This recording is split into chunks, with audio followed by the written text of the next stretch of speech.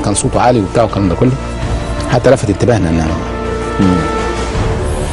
المهم قال الرئيس قال لي خلاص هم المسؤولين قالوا ان احنا نروح. خلاص هنروح. لا انا قلت يروح مدام خلاص.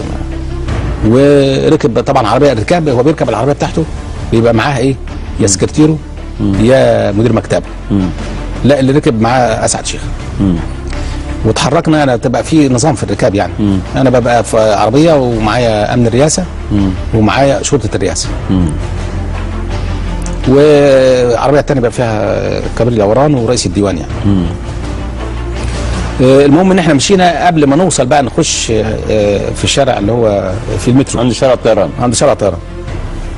قبل ما نوصل عند شارع الطيران بحوالي 200 متر بلغنا من رئيس الدوله ان احنا نطلع على الاتحاديه على طول ونلغي زياره ان احنا نروح الجنازه.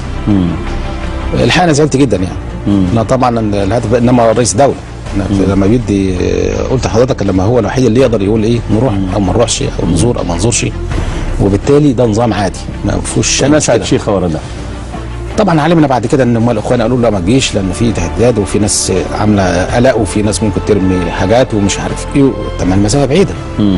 ده انت عندك الحرس الجمهوري ثم الشرطه العسكريه ثم الداخليه ثم الناس. طب وحتى لو حصل حاجه زي كده ايه المشكله فيها؟